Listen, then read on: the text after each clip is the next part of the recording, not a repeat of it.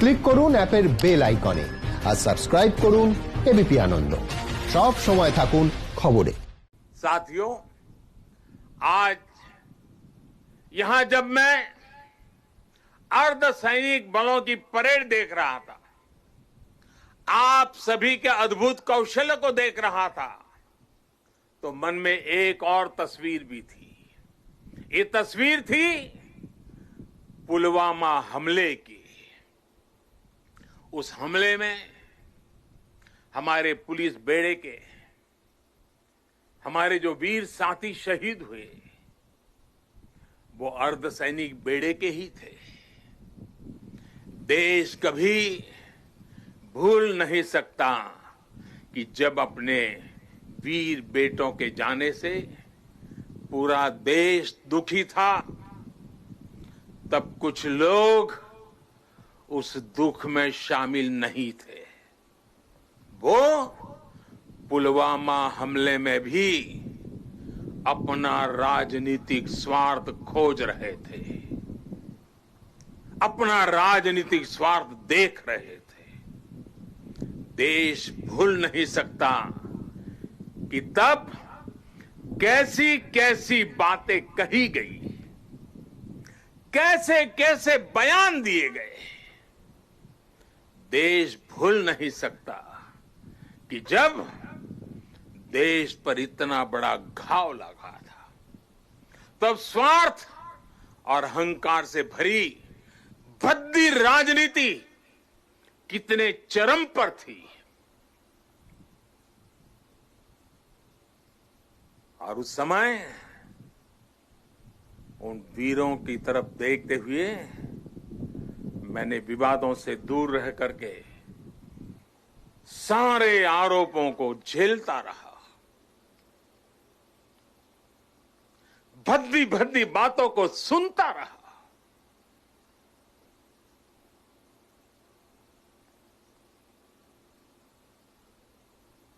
मेरे दिल पर वीर शहीदों का गहरा घाव था, लेकिन पिछले दिनों पड़ोसी देश से जो खबरें आई है, जिस प्रकार वहां की संसद में सत्य स्वीकारा गया है, उसने इन लोगों के असली चेहरों को देश के सामने ला दिया है।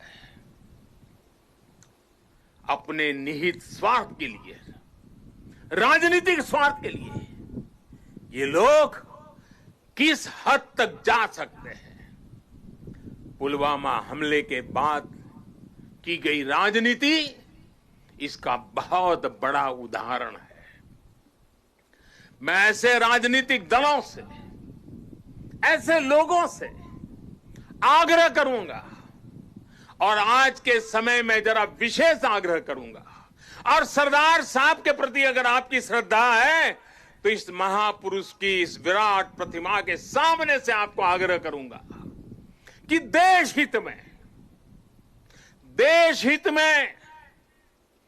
देश की सुरक्षा के हित में, हमारे सुरक्षा बलों के मनोबल के लिए कृपा करके ऐसी राजनीति न करें, ऐसी चीजों से बचें।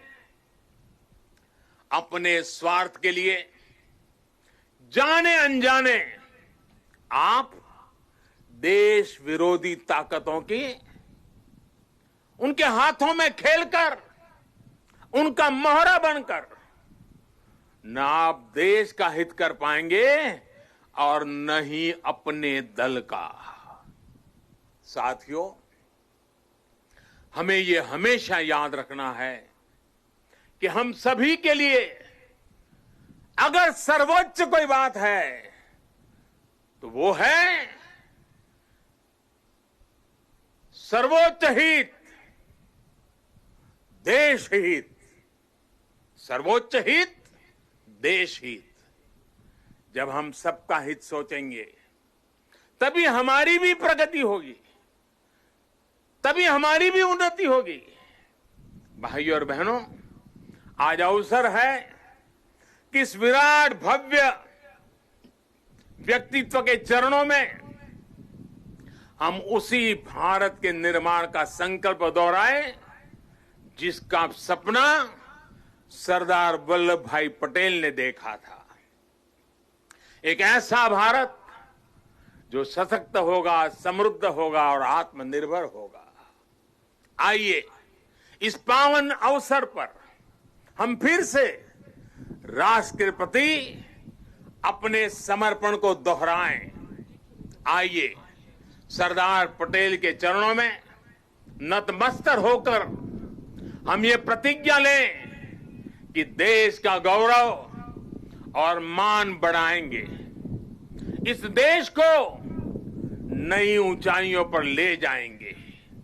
इसी संकल्प के साथ सभी देशवासियों को एकता पर्व की एक बार फिर से बहुत बहुत शुभकामनाएं देता हूं। आदरपूर्वक सरदार साहब को नमन करते हुए, श्रद्धापूर्वक सरदार साहब को श्रद्धांजलि देते हुए मैं देशवासियों को वाल्मीकि जयंती की शुभकामनाएं, सरदार साहब की जयंती की शुभकामनाओं के साथ मेरी वाणी को विराम देता हूं। बहुत बहुत धन्यवाद।